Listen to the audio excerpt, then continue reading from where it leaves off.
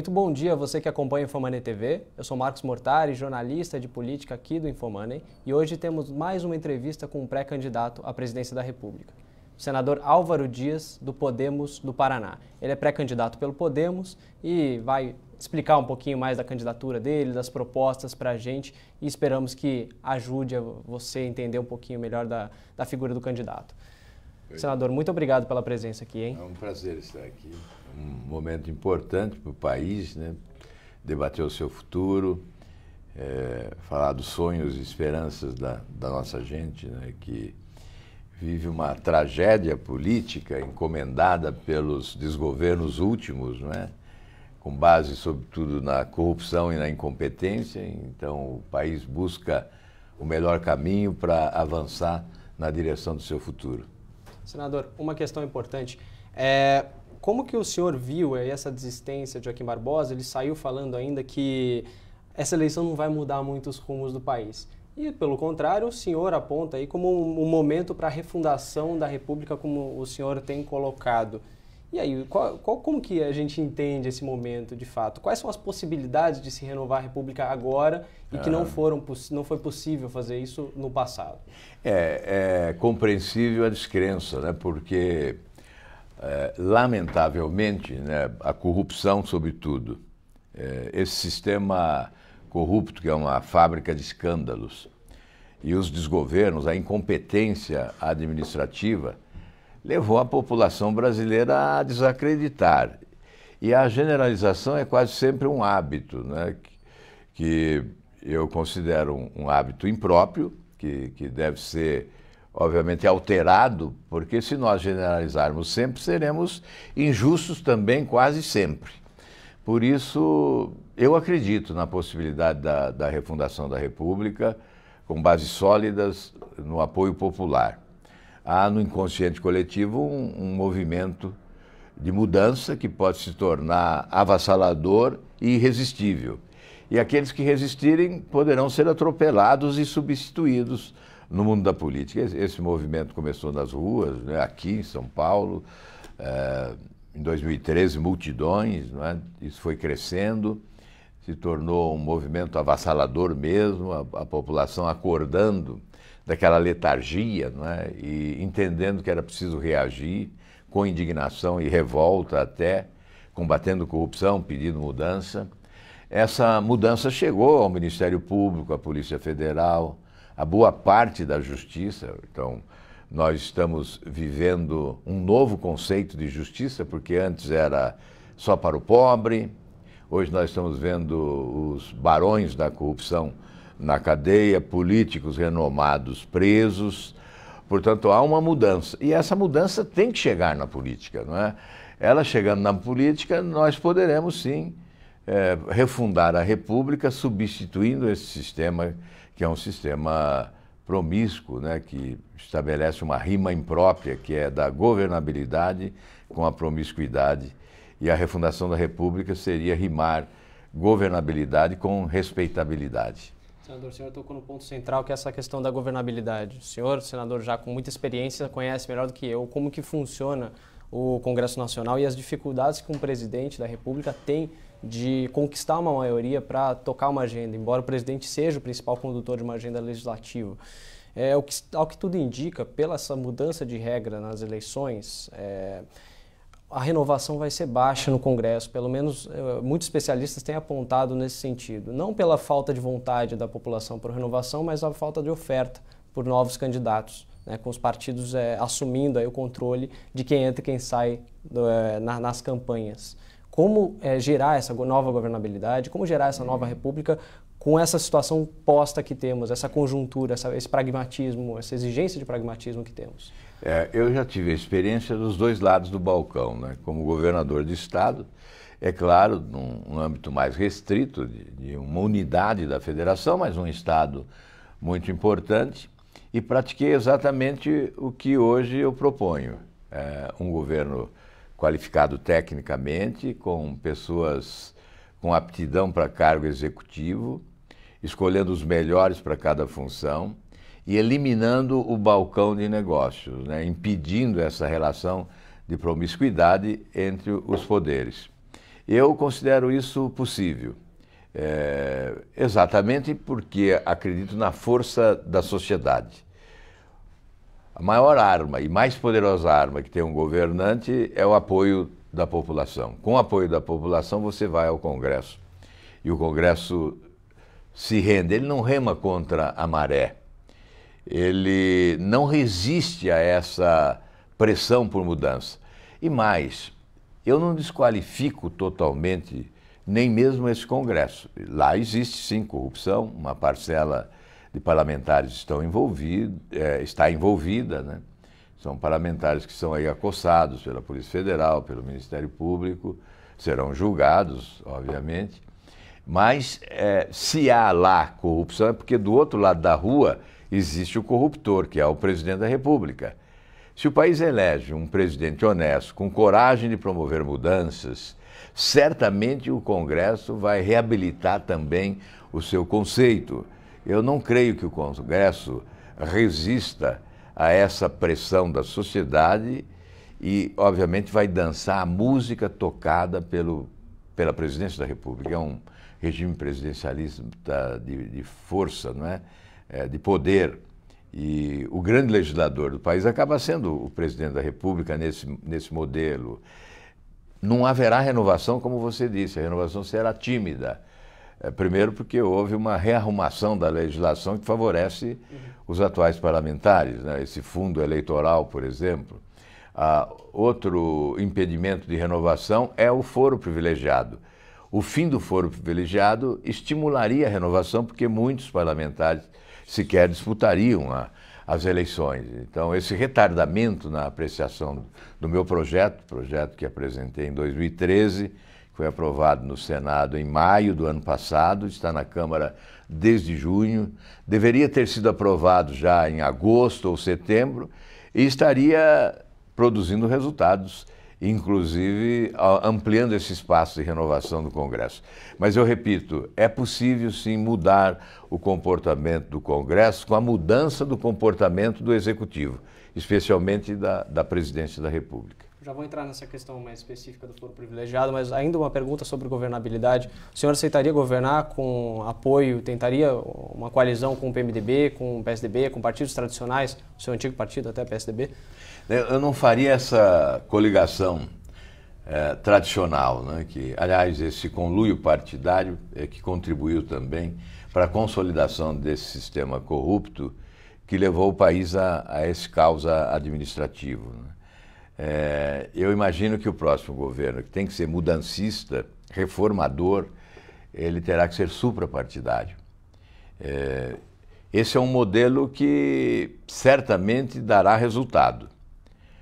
Trabalhar com os partidos, é possível trabalhar com os partidos, mas creio que trabalhar com os parlamentares é ainda mais viável, né? Os parlamentares de bem, aqueles que estão dispostos a contribuir para que o país mude, chegando à conclusão que ou nós mudamos ou seremos atropelados, então seremos substituídos. É uma questão de inteligência, não é questão de medo. O Ulisses Guimarães é que dizia, né? Só o povo mete medo nos políticos, né? Neste caso, é uma questão de inteligência e de sobrevivência. Aceitar essa tendência irreversível do momento. Então nós temos que trabalhar durante 4 anos um governo suprapartidário, escolhendo os melhores para cada posição e, obviamente, contando com o apoio popular e a adesão do Congresso suprapartidariamente. O presidente Michel Temer, que é do PMDB, tentou aí criar uma narrativa de Ministério de Notáveis e não foi bem isso que aconteceu, né? Ele não tentou, porque ele levou o seu entorno, construiu uma narrativa, o entorno antes de sempre, de ter né? nomeado os que a Operação ministros, Lava dizia, Jato, né? A Operação Lava Jato chama de quadrilhão, né? Então foi o que ele levou para o governo. Então não houve essa tentativa em nenhum momento. Ele se tornou um especialista do sistema, até mais eficiente do que os anteriores. Colocou o balcão de negócio para valer e loteou o governo. Manteve o loteamento, né? Substituiu os proprietários dos lotes, né? Mas, na verdade, no mesmo âmbito, né? No mesmo cenário. envolvendo especialmente o PMDB e outros partidos aliados, aí incluindo alguns partidos que não estavam na aliança do PT, mas o mesmo modelo, o mesmo sistema, né, de governança da promiscuidade, do aparelhamento do Estado, né, do loteamento dos cargos. A cada momento decisivo, especialmente nas denúncias contra o presidente, que exigiam o apoio da Câmara dos Deputados, o balcão se instalava. Aí a negociação, a troca por cargos ou liberação de recursos, isso foi recorrente, né, durante esse curto período, nessa passagem de transição do presidente Temer no governo. Senador, um dos pontos aí muito apontados nesse momento da corrida presidencial é o excesso de candidaturas. Tem muitas candidaturas à esquerda, à direita, ao centro. Seria necessário, na sua avaliação, uma unificação de alguma forma da centro-direita, do centro, como queira, nesse momento? O excesso de candidatos é consequência do excesso de partidos, né?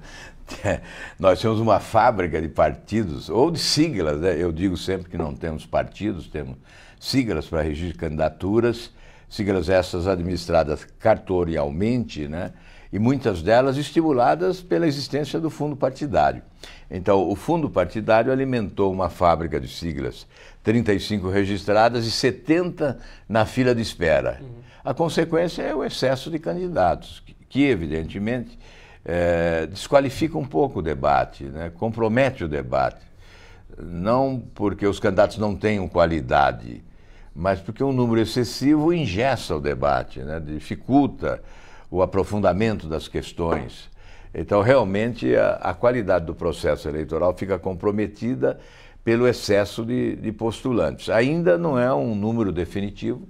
Nós sabemos que alguns deixarão de ser candidatos, né, desistirão até julho, no momento das convenções, e é possível que ocorra alguma convergência em algum segmento aí. O senhor trabalha para essa convergência, não? Eu aguardo, na verdade, não faço esforço nesse momento por respeitar os postulantes, né? Como os partidos que podem estabelecer essa convergência ou contribuir para que ela ocorra, né, buscando a aliança, possuem candidatos próprios, eu, na condição de candidato, sinto um pouco constrangido em estimular esse entendimento. Mas os presidentes dos partidos estão conversando. Mas a imprensa aí, nas últimas semanas a gente teve notícias, pelo menos especulações, sobre uma possível união de centro, excluindo o PMDB e PSDB, perto em torno da sua candidatura, de uma aliança eventual com o PRB, que hoje tem Flávio Rocha, do DEM, que hoje tem Rodrigo Maia. Enfim, o senhor gostaria de ver uma aliança nesse sentido? Eu acho que seria produtivo, né? Acho que seria conveniente, porque nós reduziríamos o número de candidatos e também estabeleceríamos uma estrutura que proporcione mais tempo de TV e de rádio. Eu considero que essa eleição não é a eleição das grandes estruturas, é uma relação mais direta do cidadão com o candidato. As estruturas serão vencidas, eu imagino, pela história, pelos precedentes, né? Ou seja, a falta de tempo de TV do seu partido, a pouca quantidade de deputados, a estrutura mais baixa, não preocupa o senhor nesse momento? Preocupa em parte, porque até para você colocar à disposição do eleitor esse produto que é da experiência administrativa, da experiência política, do conceito adquirido, você precisa de tempo para apresentar suas credenciais, né? Porque, na verdade, o eleitor quer essa relação direta, superando as estruturas, eliminando os intermediários.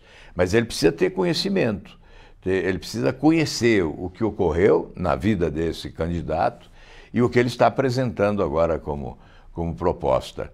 Eu imagino que o passado recente, do itinerário percorrido, da experiência vivida, é o aval para as propostas que você possa apresentar. Agora, mais importante do que aquilo que você possa dizer na campanha é aquilo que você fez, é a experiência vivida.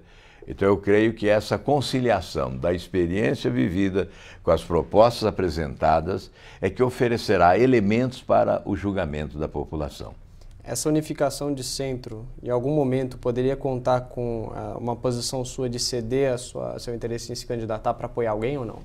Olha, se houvesse nesta composição uma candidatura disposta a promover o rompimento com esse sistema do balcão de negócios que eu estou condenando, e alguma postulação estivesse à frente da minha em matéria de menos rejeição, intenção de voto, esse cruzamento, essa análise política que tem que se fazer para medir potencial, né, de votos, possibilidade de crescimento, toda essa análise política deve ser feita, e se realmente isso significar que há um outro nome com condições melhores, obviamente, se eu falo em entendimento, eu não posso chegar impondo o meu nome, né? Seria deselegante, né? Eu chegar dizendo, olha, vamos fazer uma convergência desde que seja em torno do meu nome. Então, obviamente, se eu estou admitindo a convergência, eu tenho que admitir também a hipótese de uma outra candidatura se ela estiver no momento adequado, melhor posicionada. Outra candidatura que faz muito esse discurso de combate à corrupção, de criticar esse establishment político de alguma forma, tem muitas diferenças com a sua, mas é a de Jair Bolsonaro. O senhor apoiaria ele em algum momento? Como que o senhor vê a candidatura de Bolsonaro? Olha, eu acho que aquilo que eu disse, mais importante do que combater a corrupção hoje é ter combatido ontem.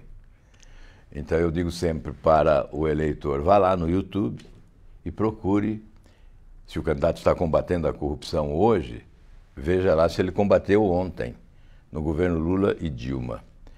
Porque hoje não vale mais. O combate agora é no outro terreno, agora é da construção. Nós vencemos uma etapa que era da denúncia, da investigação, da crítica, da auditoria, da representação ao Ministério Público, dos mandados de segurança.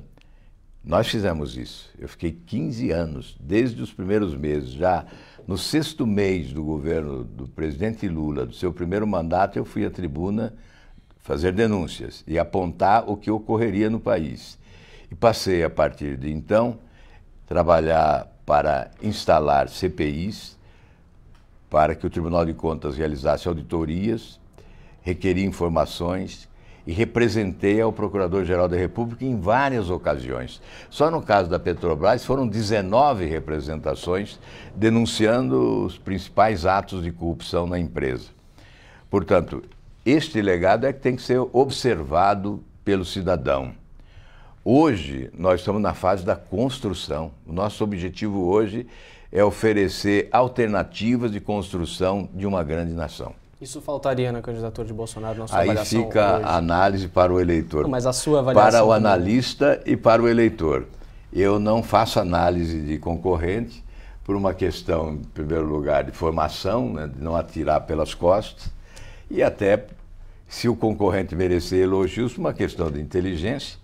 Você não deve elogiar o concorrente, você tem que derrotar o concorrente. Tá certo, senador. Por isso eu deixo a critério da própria imprensa a análise dos meus adversários e eu reservo meu tempo para falar o que eu penso sobre o Brasil, quais são os problemas mais cruciais, quais são as soluções mais possíveis, né, de serem adotadas. Senador, no seu discurso, pelo menos corrija-me se estiver equivocado, se tiver alguma interpretação que não seja de fato o que o senhor gostaria de expor. O senhor fala muito sobre uma conexão maior entre a sociedade e o governo eleito para tocar uma agenda, né? Você ter um respaldo popular para conduzir uma agenda para uma nova proposta aí de governabilidade respaldada pelo apoio popular. O senhor propõe, entre as suas primeiras algumas medidas, a questão de redução do número de parlamentares, que já é uma proposta sua que tramita no Congresso. O senhor não teme que esse tipo de iniciativa dos parlamentares, que é muito apoiada aí por parcela da sociedade, mas que tem efeitos que são questionáveis em termos de quantitativos, em termos de gerais, que isso acabe queimando um pouco do seu capital político no momento em que o presidente eleito vai ter pouca lua de mel, digamos assim, como se entende aí na política dos dias de hoje? Eu vejo isso como uma necessidade. Desde 99, eu venho apresentando e reapresentando esses projetos. Sem sucesso, eu creio que, se chegar à presidência da República, tem o dever. O Macron está fazendo isso agora na França, está conseguindo fazer. Eu acho possível, porque nós chegamos no limite. É aquilo que eu disse antes, ou nós mudamos ou seremos atropelados. Então, por uma questão até de sobrevivência, eu imagino que o próprio Congresso Nacional, os parlamentares, haverão de concordar conosco que esse é o momento para enxugar as estruturas, rever os orçamentos, eliminar os privilégios. O que significa enxugar a estrutura do Legislativo? É torná-lo mais barato, obviamente, mais econômico, né? Mais qualificado e certamente mais valorizado pela sociedade brasileira. A eliminação dos privilégios eu coloco no mesmo terreno das dificuldades. Eliminar os privilégios das autoridades dos três poderes. Nós vivemos hoje uma certa indignação popular diante de privilégios. A nossa república fica se parecendo um império, né? Então, uma minoria chega ao poder e explora o esforço coletivo para preservar os seus privilégios. Então, mas aí é que vem também a prática, né? Quando você diz, eu vou acabar com os privilégios. Aí tem que ter aquela pergunta inevitável, mas você já acabou com os seus, não é? Porque você está na atividade. Então, para ter autoridade de propor o fim dos privilégios, eu acabo com os meus. Já acabei com o meu privilégio da aposentadoria de ex-governador, que teria direito a 27 anos, né? Hoje somaria cerca de 11 milhões de reais. Abro mão há mais de 10 anos do auxílio moradia de R$ 5.500, abro mão da verba indenizatória. Utilizo as passagens, sim, mas utilizo com parcimônia, devolvo pelo menos 1/3 das passagens mensalmente, da minha cota de passagem mensalmente, não é?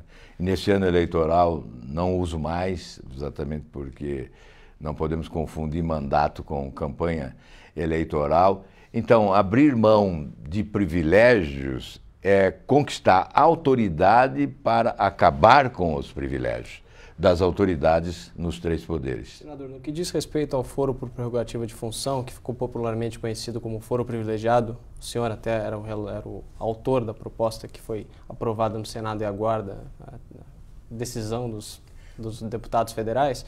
O senhor não teme que o efeito não seja de fato um combate à corrupção por voltar à primeira instância, pela primeira instância não ter, os juízes não terem um comportamento equivalente em todos os tribunais, enfim, a ter uma tramitação mais longa, não é só uma instância como o Supremo Tribunal Federal? O senhor não teme aí esse efeito reverso aí, de repente, de uma proposta que parecia que poderia gerar um combate à corrupção um pouco maior?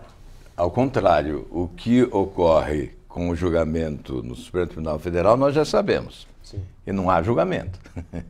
Raramente há julgamento, as ações prescrevem, né? E quando há julgamento, aí é que há suspeição da influência política, porque são ministros escolhidos politicamente. Até aqui. Sim. É possível que se mude esse modelo, e nós tentaremos mudar.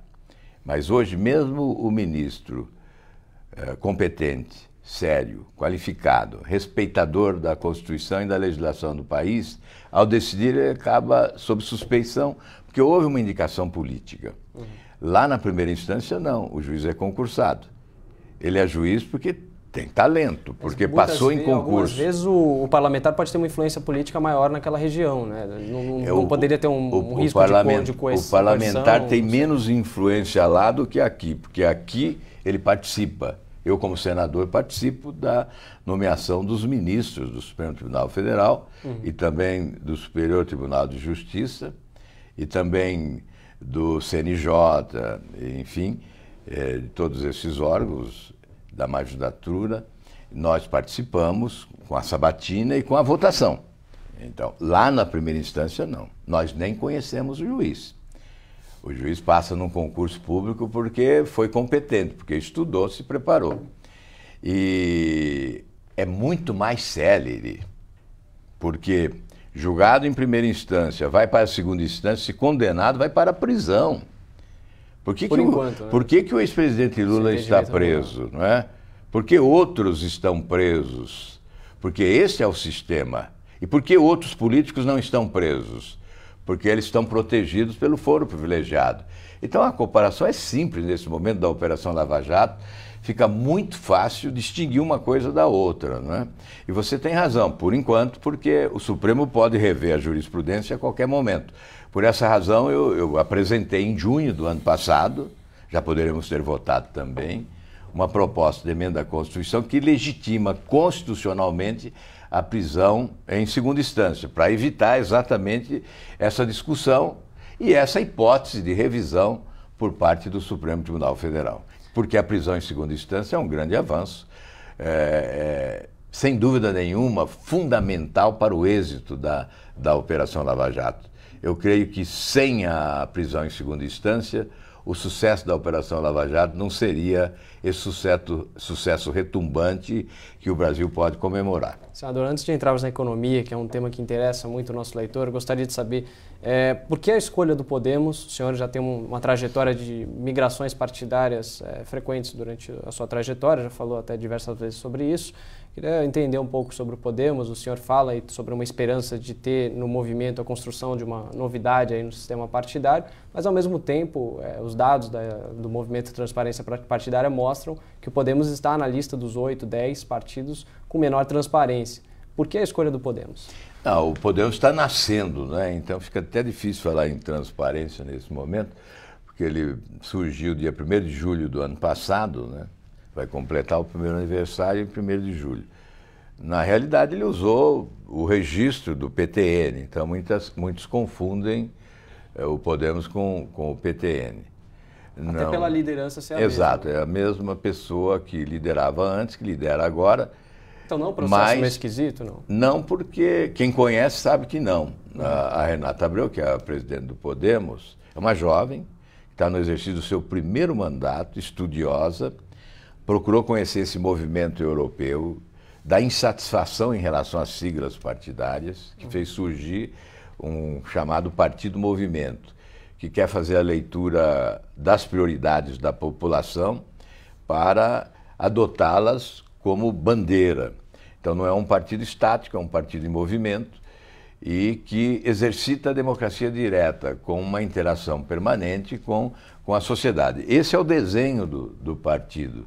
Se ele será isso ou será algo diferente, nós dependemos dos seus integrantes.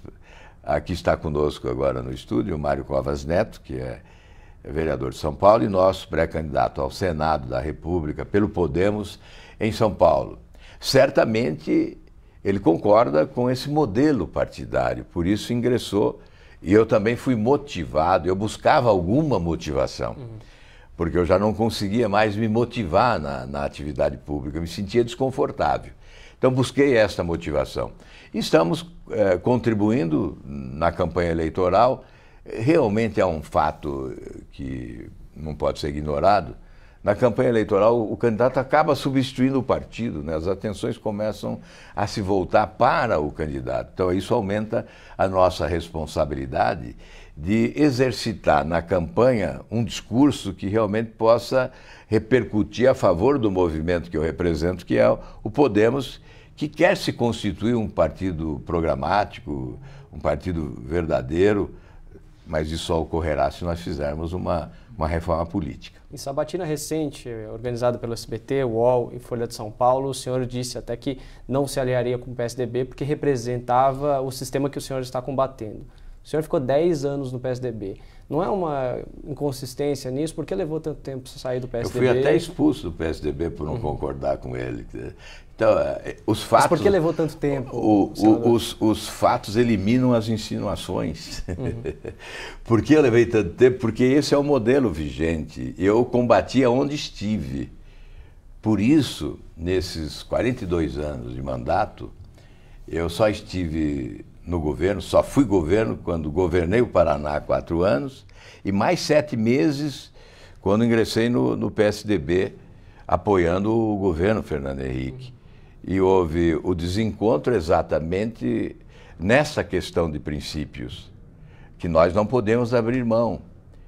Eu sempre combati corrupção e sempre entendi que a corrupção tem que ser investigada, é o mal que tem que ser colocado à luz para ser combatido. Então, se há indício de corrupção, há que se investigar. na melhor das hipóteses, para comprovar que ela não existiu. Então, naquele momento, eu acabei me chocando pela primeira vez, trombando pela primeira vez com o partido. Mas todas as mudanças de siglas, eu repito, nós não temos partidos, temos siglas, e sempre mudei exatamente porque me sentia desconfortável e contestando o sistema. Eu acho que tenho até mais autoridade de contestar esse sistema porque convivi, conheci esse monstro nas suas entranhas, né? E por esta razão eu tenho o dever de combatê-lo ardorosamente, e é o que estou fazendo. Se digo, olha, se fizer uma coligação com o PSDB é incoerente, porque eu estou combatendo o sistema e o PSDB é sustentáculo e beneficiário desse sistema.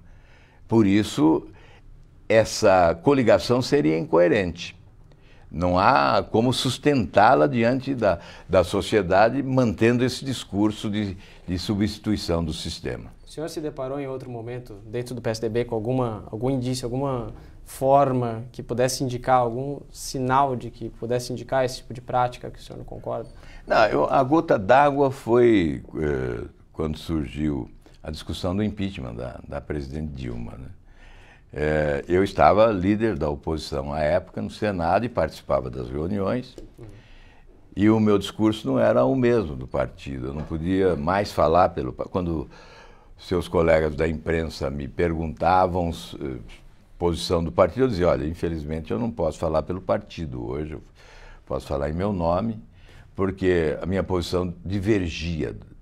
Eu queria, na verdade, o impeachment completo da presidente e do vice-presidente, pelas mesmas razões, as pedaladas, e, obviamente, considerando o conjunto da obra também que reforçava política e moralmente o pedido de impeachment.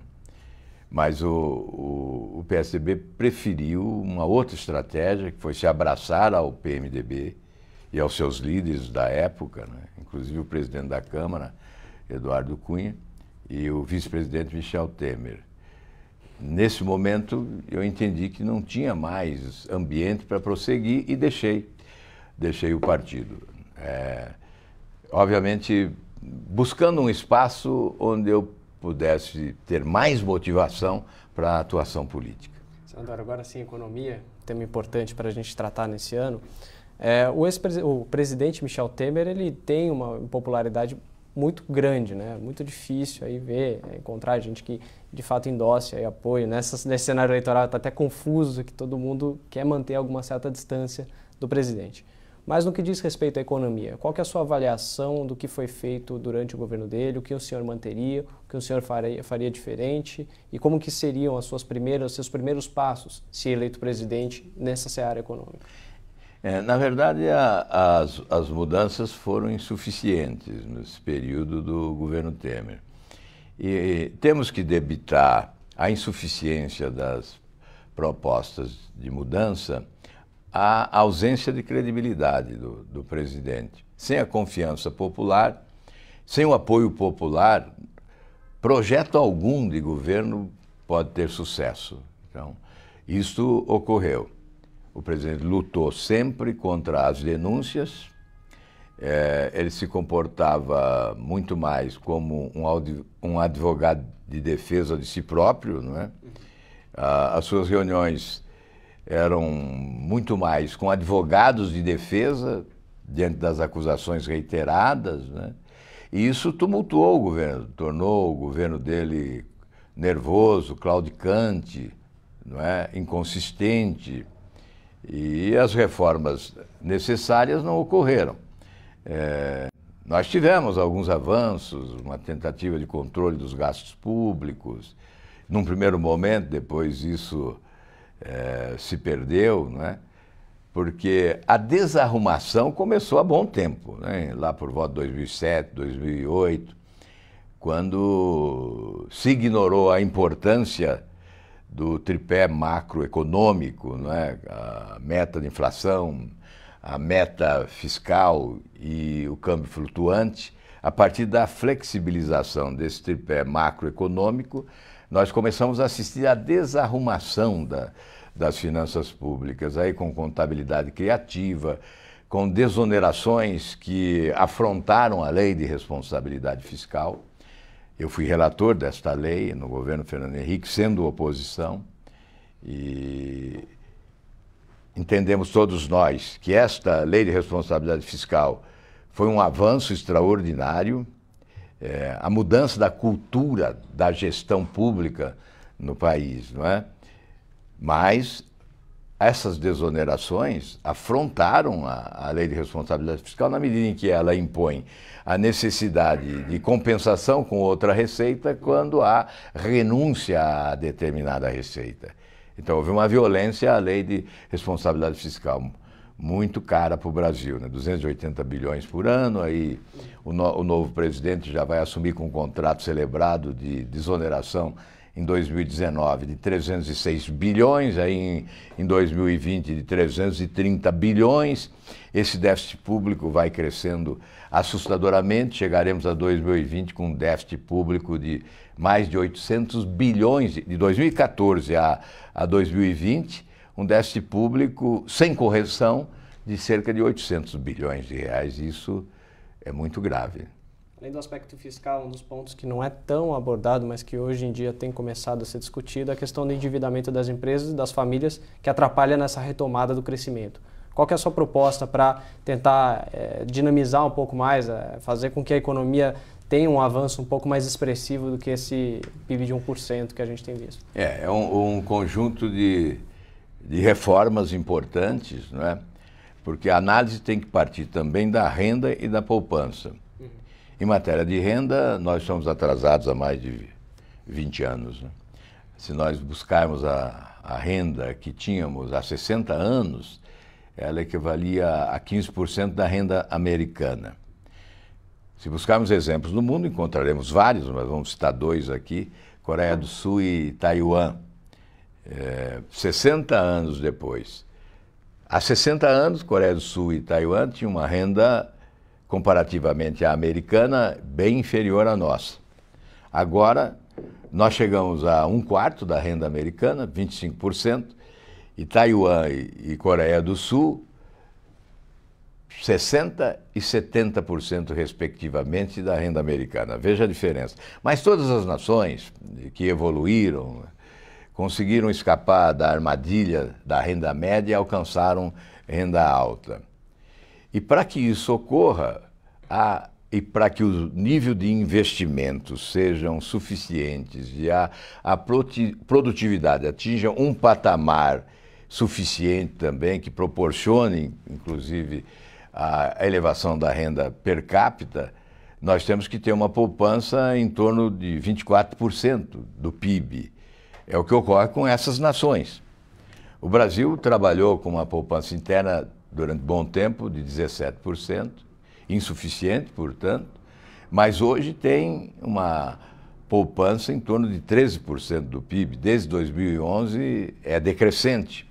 Estamos longe, portanto, de alcançarmos o percentual de poupança interna que nos possibilite investimentos, produtividade e aumento da renda per capita, que caiu na última crise mais 10%. Nós só vamos alcançar o índice de 2012 de renda per capita por volta de 2023 ou 2022, se tudo correr bem. Então, essas reformas todas é que poderão impactar favoravelmente ao crescimento econômico, que eu incluiria como essencial a reforma tributária. Essa é a força motora do novo desenvolvimento. Qual seria essa reforma tributária? Seria tirar um pouco a regressividade do sistema? Exato. Ela simplifica o modelo, né, e torna-se progressiva, tributando menos no consumo e mais na renda, e excluindo de tributação a cesta básica, medicamentos. Essa que está na Câmara é um modelo que com ajustes pode ser adotado, né, do IVA, do Imposto do Valor Agregado Nacional, com uma transição para o subnacional, que envolveria aí ICMS, enfrentando a guerra fiscal e ISS. Mas não é só a reforma tributária. o ambiente de negócios, a recuperação da credibilidade internacional no combate à corrupção de forma efetiva, para que os recursos que se foram retornem, já que o Brasil é um país emergente e promissor e certamente atrai investimentos do exterior. O que nos impede de tê-los atualmente é exatamente os índices de corrupção. Estamos sempre em lugar de destaque no ranking dos países mais corruptos do mundo, e isso afasta investidores que escolhem países com índices menores de corrupção para os seus investimentos. Então é evidente que melhorar o ambiente de negócio também é desburocratizar, né? Hoje empreender é muito difícil, é difícil pagar imposto, é difícil importar, é difícil exportar, é difícil registrar uma empresa, extinguir uma empresa, é difícil registrar uma patente, 11 anos para registrar uma patente, cerca de 7 anos para registrar um defensivo agrícola. Então, na verdade, essa anarquia que há de empecilhos, de dificuldades, de obstáculos colocados à frente de quem produz é que impede o nosso crescimento econômico, capaz de gerar empregos, que é o grande drama hoje da maioria dos brasileiros, porque 52 milhões estão abaixo da linha da pobreza. Então é evidente que segurança jurídica, ambiente de negócios que estimule, isso tudo produzirá um efeito de crescimento econômico e de sustentabilidade.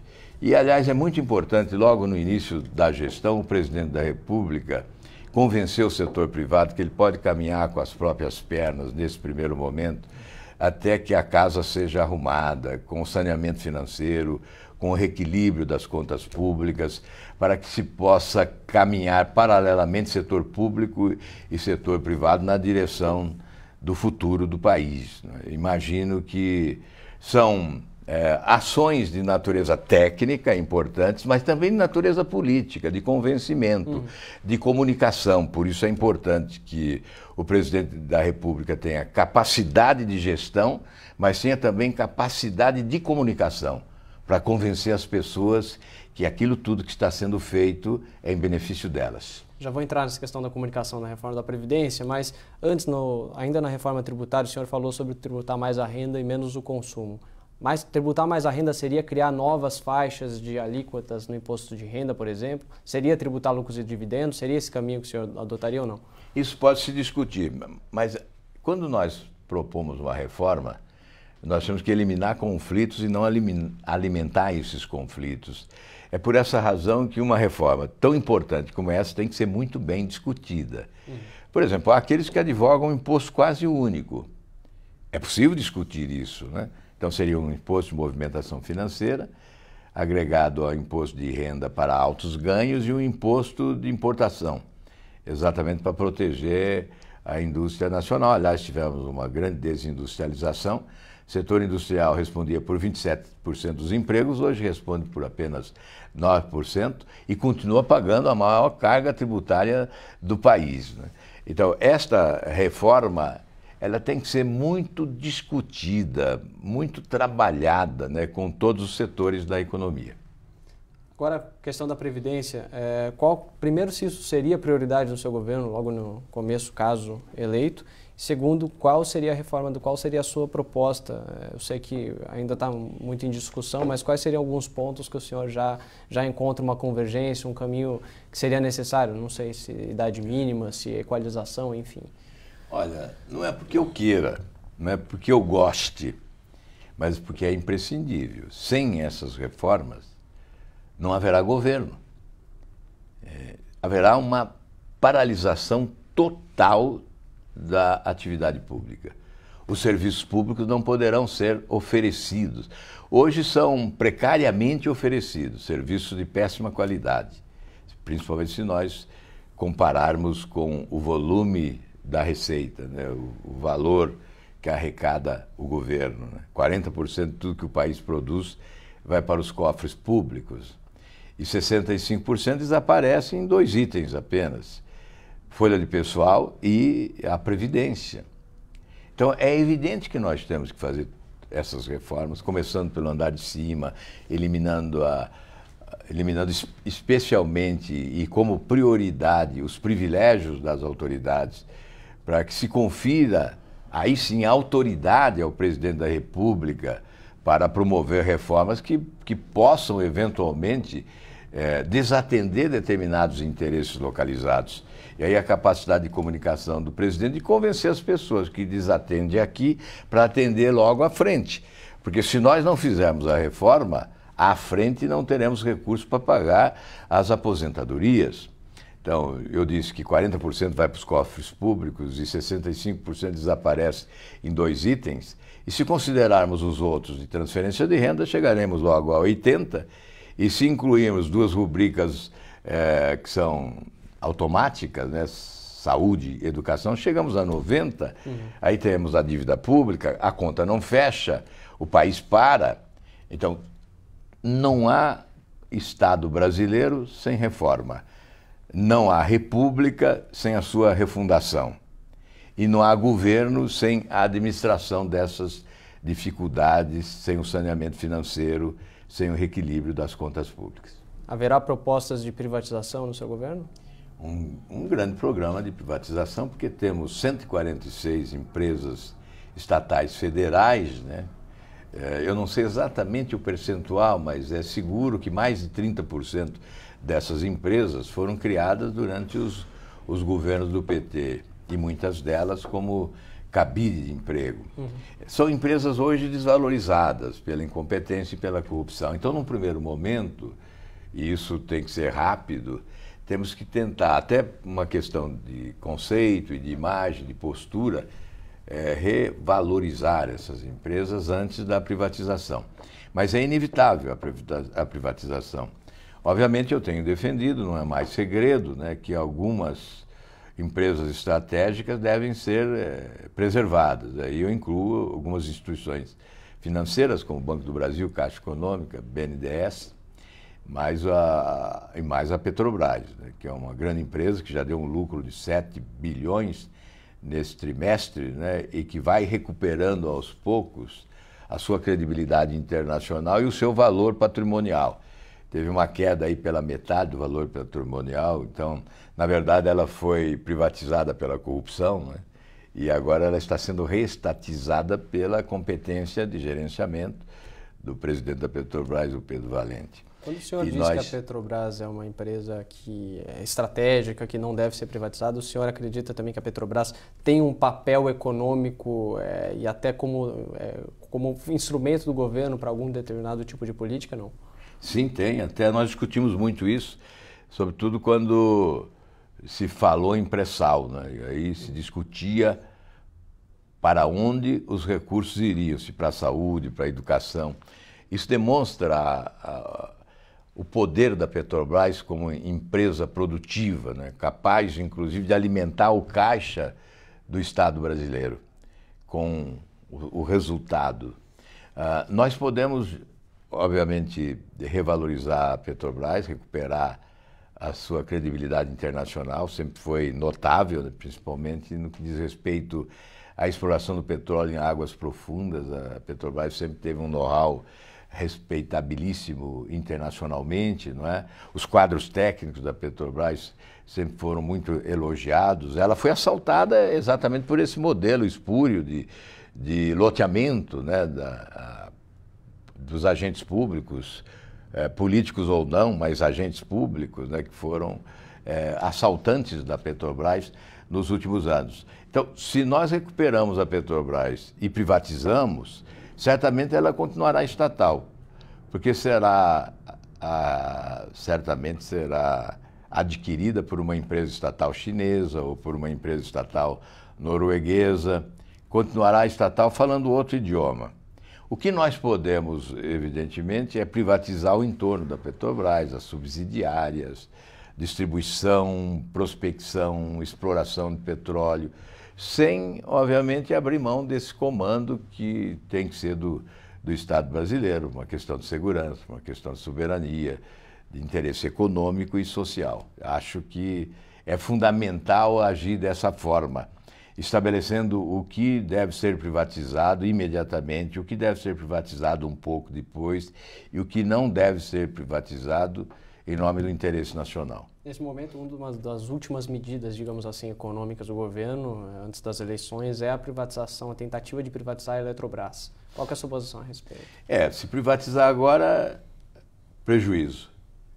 Na Bacia das Almas será essa privatização. Preço muito aquém do patrimônio. Portanto, primeiramente, o que se deveria estar sendo discutido é a recuperação da Eletrobras, que foi desvalorizada pela incompetência e pela corrupção. E o que se vê é a tentativa de privatização precipitada, por exemplo, que já tivemos algumas, sem considerar o múltiplo uso das águas. Você vai privatizar o Rio São Francisco. As águas do Rio São Francisco não pertencem à Eletrobras, elas não se destinam apenas à produção de energia, ao consumo também, fundamental, à irrigação. Enfim, nós temos que analisar o conjunto das consequências, né? O fortalecimento, a recuperação da Eletrobras é a prioridade. Discussão de privatização fica para depois. O senhor fala sobre setores estratégicos, que muitos deles o senhor não gostaria de ver uma privatização. Como fazer uma gestão que não tenha esses casos que o senhor mesmo citou, que vimos na Petrobras, principalmente, na Eletrobras, enfim, como manter essas empresas como estatais, mas sem essa gestão que acabou conhecida no caso da Operação Lava Jato, por exemplo? Eliminando essa interferência política, partidária ou sindical, né? Porque ultimamente foi isso que ocorreu. Não há por que admitir essa ingerência na administração pública. O presidente da República se elege para escolher os melhores, qualificados tecnicamente e profissionalmente, com aptidão para o cargo executivo, eficientes no desempenho. Se nós tivermos... Veja, o Banco do Brasil teve um lucro ano passado de 12 bilhões de reais, loteado partidariamente. Imagine se tivesse uma gestão qualificada tecnicamente, sem essa interferência indevida, né? Veja, a Binacional Itaipu está loteada entre 6 partidos. Se fosse uma empresa que dependesse extraordinariamente de gestão neste momento, ela correria o risco da falência. Porque que gestão é possível com indicações político-partidárias de pessoas alheias à qualificação técnica que se exige, né, distantes dessa qualificação técnica? Então, isso é que desarrumou o Brasil. É esse o sistema que eu combato. Eu sei que eu levo prejuízo nisso em matéria de apoio político, partidário, dificultam as alianças, mas não há solução para o Brasil se nós não substituirmos esse sistema. Você pode ter certeza que um governo que adote essa postura de intransigência em relação ao modelo de gestão vai produzir muito para esse país. Vai substituir essa inoperância, essa anarquia, esse caos administrativo por muita eficiência, porque esse país é alavancador do progresso, né? As empresas estatais serão alavancadas pelas potencialidades econômicas do Brasil. E eu não tenho nenhuma dúvida disso. Senador, vou entrar nas últimas 2 questões só. Ainda uma econômica, sobre a reforma trabalhista, o senhor votou contrariamente, mas manifestou simpatia a algumas questões da reforma. Em 88, quando o senhor foi governador do Paraná, enfrentou muita resistência de professores, aí num episódio que ficou muito conhecido lá, que foi uma greve que teve múltiplas narrativas sobre o que ocorreu, né, nessa situação. Isso pesou um pouco na sua avaliação sobre a reforma trabalhista, sobre o voto? O senhor se arrepende de algum episódio naquilo? Não. E como que o senhor vê aí uma possível gestão de uma reforma trabalhista que seja primeiramente, esse ideal? Episódio de 30 anos, né, é um factoide, na verdade, porque foi uma greve conjuntural, né, depois da Constituinte de 88, houve o rompimento da barragem e os serviços públicos puderam promover greves. Então, o Brasil teve centenas, milhares de greves naquele período. E naquele momento reuniram-se lá à frente do Palácio Iguaçu não apenas professores, servidores públicos, petroleiros lá de Araucária, né, da usina de Araucária, construção civil. Então, uma grande manifestação em frente ao Palácio Iguaçu.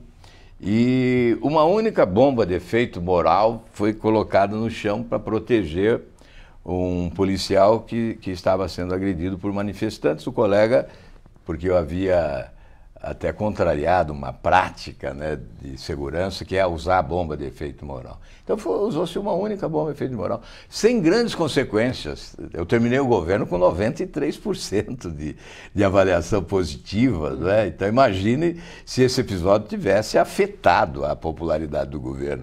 Só que ele foi explorado depois, né?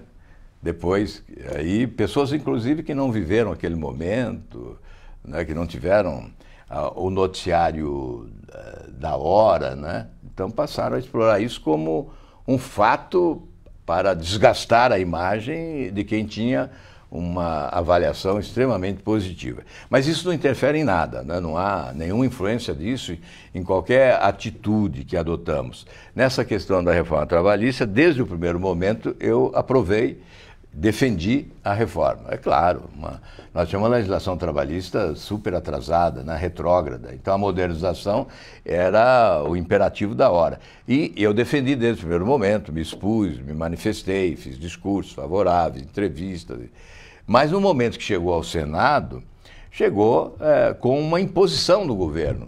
O Senado é a casa revisora, tem a responsabilidade do aprimoramento da proposta. Nós somos muitas vezes acusados de legislarmos mal, e às vezes isto é verdadeiro. Então eu adotei uma postura de uns tempos para cá de não colocar digital em nada que não esteja completamente atualizado, perfeito, com equívocos corrigidos. Nem tentando emendas, e não houve, né? não houve essa possibilidade, não se permitiu. Mas o acordo era que depois teria uma Exato. outra... O governo assumiu o compromisso e, como eu estou acostumado que o governo não cumpre os compromissos, e não cumpriu, eu não sei o que fará agora, porque a medida provisória que supostamente atenderia os compromissos assumidos pelo governo, ela já foi arquivada. Como senador, como o senhor se sente com esse descumprimento que serviu como acordo para a aprovação do Senado? É uma prática lamentável dos últimos governos. Eu já vi esse filme inúmeras vezes, é um videotape. O governo, para aprovar a medida provisória, não, aprovem assim que depois o governo manda tal projeto. Isso vem lá de trás, desde o período Lula, e isso nunca acontece. Por exemplo, quando nós discutimos um projeto do governo sobre as centrais sindicais, isso também ocorreu em relação ao imposto sindical. Há anos, né? Isso. Então, esses compromissos são assumidos e não são respeitados. Ocorre que, quando eu vi que o projeto da reforma trabalhista estava aprovado por larga margem de votos e que o meu voto não oferecia risco nenhum à rejeição, porque se oferecesse eu votaria favorável, porque evidentemente com equívocos, mas um avanço, eu tenho que considerar que houve avanço. Isso eu reconheço e reafirmo, houve avanço, eu votaria favorável se houvesse necessidade do meu voto. Como não houve, eu registrei o protesto em relação à conduta, à forma, ao modelo proposto pelo presidente Temer. Ou seja, há equívocos. Se eleito, o que o senhor mudaria, o que o senhor proporia para arrumar o que o senhor considera? Agora nós temos o tempo, né, para a experiência. Vamos verificar o resultado. Estão ocorrendo alguns problemas e quando chegar 2019 teremos um pouco mais de tempo para avaliar as consequências da reforma e o que podemos melhorar, o que devemos aprimorar. E certamente teremos o que fazer. Tem algum ponto específico já? Não? Eu não anteciparia nada agora, antes da conclusão, depois dessa experiência que nós vamos viver até lá. Obviamente, aqueles pontos que estavam nessa medida provisória que foi arquivada, estes sim devem ser revitalizados. Senador, já agradecendo muito sua participação aqui, eu vou tocar no último ponto, que eu acho que é uma questão candente que não poderia ficar de fora desse debate eleitoral, também pelo desejo muito da sociedade de ver uma resposta nesse sentido.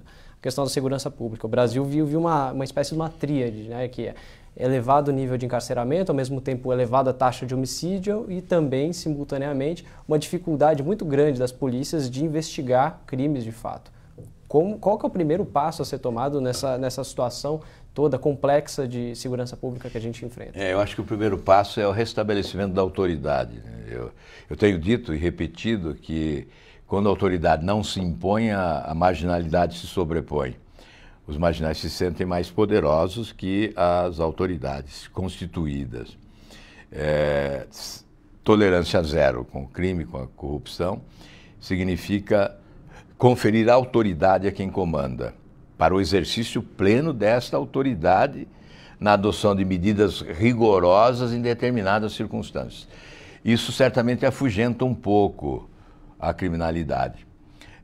Obviamente não basta, existem outras medidas que devem ser adotadas numa política de Estado e não de governo. A política de segurança é essencialmente uma política de Estado, que envolve responsabilidade da União, dos Estados e dos municípios, que estabelece uma interação entre as instituições policiais, todas elas, de cima a baixo, e que obviamente considera importante um serviço de inteligência, que exige investimentos significativos, que precisa, portanto, de um caixa, que hoje está raspado, e por isso a refundação da República, a substituição do sistema, as reformas necessárias para o saneamento financeiro e o direcionamento dos orçamentos, com prioridade a setores essenciais como o da segurança, né? Veja, lá na faixa de fronteira há o Sisfrom, que é um sistema de monitoramento que exigiria a aplicação de 12 bilhões de reais. Os recursos não existem, então uma previsão de conclusão para 2020, já há novo cronograma para 2035. Imagine em 2035, equipamentos sofisticados adquiridos hoje estarão defasados, então desperdício. Esta incompetência de gerenciamento é que faz crescer a violência, sobretudo nessa faixa de fronteira por onde passa o tráfico de drogas, o contrabando de armas, e há uma fronteira enorme de mais de 13 mil quilômetros, né, desprotegida, a serviço da marginalidade. Portanto, são necessárias outras providências de formação dos agentes públicos que tratam da segurança, o armamento do Estado, evidentemente, moderno, né, e a valorização do profissional de segurança, com um salário compatível com a atividade de risco que ele exerce, e tudo isso exige recursos. Por isso, em determinado momento, no Senado eu apresentei um projeto obrigando a aplicação total dos recursos consignados no orçamento para a segurança, porque o governo vinha contingenciando esses recursos para atender ao superávit primário. E, obviamente, os recursos se tornaram escassos. A obrigação da aplicação total sob pena de crime de responsabilidade estaria sujeito ao presidente da República e o ministro da Justiça, e impeachment no presidente, né? Esse projeto foi aprovado no Senado e parou na Câmara desde o tempo de Manteiga, ministro da Fazenda, portanto faz bastante tempo, né? Mas isso mostra que a questão financeira, de financiamento das políticas de segurança pública é essencial e nós temos que tratar disso também. Senador, muito obrigado pela sua participação nesse programa. Espero que tenha ajudado o leitor a entender um pouquinho melhor do seu programa. Obrigado mesmo. É o que eu espero e agradeço a oportunidade. Muito obrigado. A você que nos acompanhou, entrevistamos o senador Álvaro Dias, pré-candidato à presidência da República pelo Podemos. Ele é senador do Paraná. Muito obrigado pela audiência. Esperamos contar com a sua participação no próximo programa.